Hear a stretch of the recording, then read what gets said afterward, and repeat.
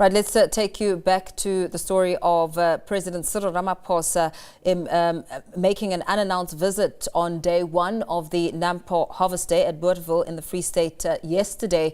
Let's expand the conversation as we're joined now by NAMPO Managing Director Dr. Dirk. Strydom, a very good evening to you. Thank you so much for your time. We saw President Cyril Ramaphosa apparently arriving on day one in worn-in shoes that he's apparently had for 20 years. He had a number of farmer-to-farmer talks touching on the sustainability of farming and how to create an environment where farmers can flourish as he attended the first day. What did you make of those engagements? Yeah, good evening, everyone. Yeah, it was actually a good experience to have the president at NAMPO, and especially since he visited as a farmer in his farming capacity with his farm manager. So I think the engagements we had was more on a farm level basis, where we had a lot of farm talk and a lot of looking at what the different technology is available that is showcased at NAMPO, and we also managed to do some business at NAMPO as well for his farm with his farm manager. We also, as a producer organization from Grain SA side, had an opportunity to have some engagement with him and talk about some of the issues we see that is very important for sustainability of grain producers in South Africa, and we could really interact on a good basis with him and discussing some of these important aspects for us. The president also touched on a number of other topical events, including policy matters such as the Expropriation Act, as he described the 59 Afrikaners who are resettling in the US, and he described them as cowards. What was your perspective? Yeah, it was part of a quick brief, or not a brief, actually, just an interception by some of the media to talk to him regarding that. And I think the president's view was that he would like people to engage more and try and solve the problems locally.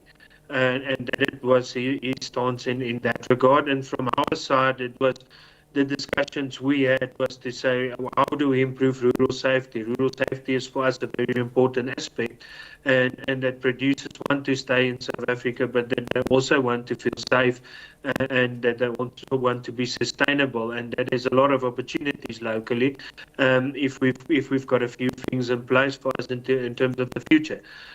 So definitely that was some of the discussions that happened, where we had a large discussion also on rural safety and to say how can we improve the rural safety for producers, where producers can flourish in order to be sustainable and provide food for the nation. We know that the NAMPO gives a platform to farmers and experts to showcase and share ideas on how best to develop the industry. What would you say are some of the emerging trends you're seeing this time around? I think if we look at technology, efficiency is a big thing these days. If you look at agriculture margins, the margins is not that big. It's slim margins. So efficiency is of utmost importance.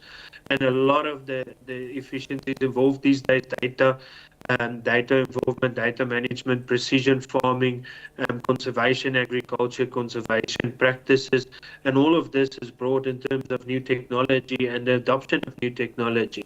A lot that we discussed as well is in terms of, if you look at seed, the new breeding techniques that fast-track the cultivar developments and making sure that we keep up with yields of the rest of the world and be competitive as well, which is of utmost importance for us to make sure that we're sustainable and environmental friendly with food safety in regard.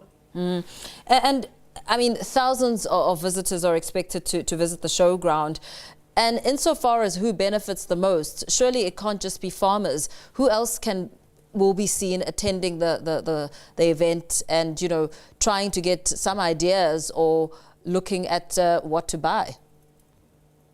I think that the first one that I can say is that the show always contribute a large part to rural economies surrounding the NAMPO showgrounds and the biggest Bothaville and surrounding areas as well.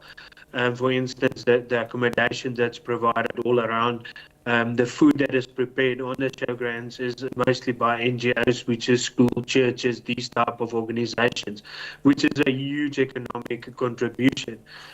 And then, like you said, the visitors is not always just farmers. It's the whole value chain, and that means that from physical production up till the end in terms of where the food is produced, and the whole spectrum is involved in terms of the show as well. And yeah, that's the beauty of agriculture. Agriculture is not about just the production; it's about the whole integration of the value chain. And what would you say are some of the exhibitors that stand out as you talk about the entire ecosystem of farming and the new trends that are emerging in the space? Yeah, NAMPO is well known for the mechanization. It's a big part of NAMPO as well. A lot of big machines, a lot of new technology built into those machines, and I think that always is a significant part of NAMPO. And then also, when one talks technology, one always thinks it's about the tractors and the data and the softwares and those type of things. But there's a lot of terms of technology of the inputs as well. Technology in terms of fertilizer, technology in terms of chemical usages, technology in terms of seed production, which all forms part of the biggest system to make sure that we're sustainable and efficient in the future.